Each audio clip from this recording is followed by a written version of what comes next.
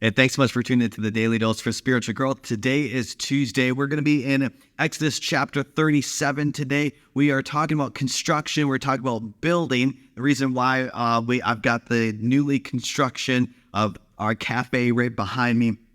We're talking about building of the Ark of the Covenant. The Ark of the Covenant was where God's presence would dwell, where as long as the people, his people, the Israelites, had the Ark of the Covenant, his blessings and his presence would dwell among them. And I just want to read a part of building the Ark of the Covenant because you'll see here it's so interesting that God gave such detail of the building of this and the building of the table and the lampstand and the incense altar and all sorts of things. And I just want to read just a portion of this chapter. Again, I want to encourage you to read the entire chapter. But verses 1 through 5 says this. Next, Bezalel made the ark of acacia wood, a sacred chest, 45 inches long, 27 inches wide, and 27 inches high.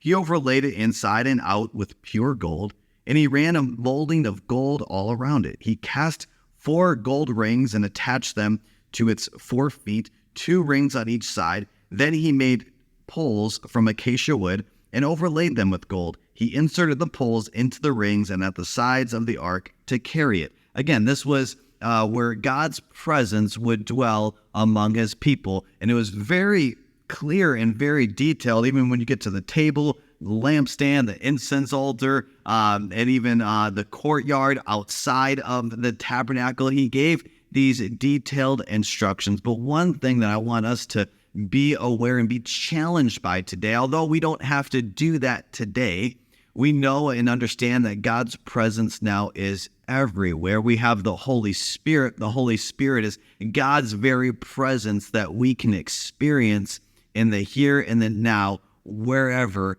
we go, which I'm so thankful for that. But I want us to be challenged by this. See, God gave detailed instructions for where his presence may dwell. And I want us to think about this.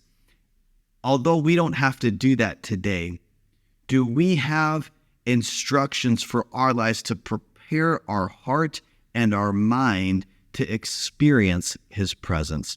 There's a lot of distractions around this world. And I feel like what we can do, what we need to do, and it was actually this last week that I was doing a devotional with my daughter, and she just started school last week, and the devotional was about renewing of our minds.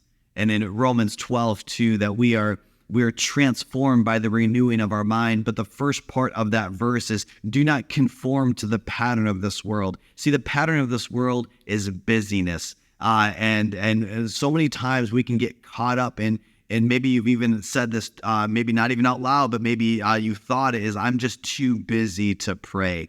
I'm too busy to open up my word and actually sit down and read it. And let's not conform to the pattern of this world, but let's be transformed by the renewing of our mind. Let's take some of these detailed instructions that God gave the people to build the Ark of the Covenant, and let's take some intentional steps to prepare our mind and to prepare our heart for what God has in store for us today.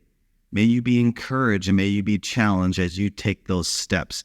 And so you're ready to hear what he has to say and then obey what he has to say. Hey, I want to thank you so much for tuning in. Make sure you tune in tomorrow for the Daily Dose for Spiritual Growth.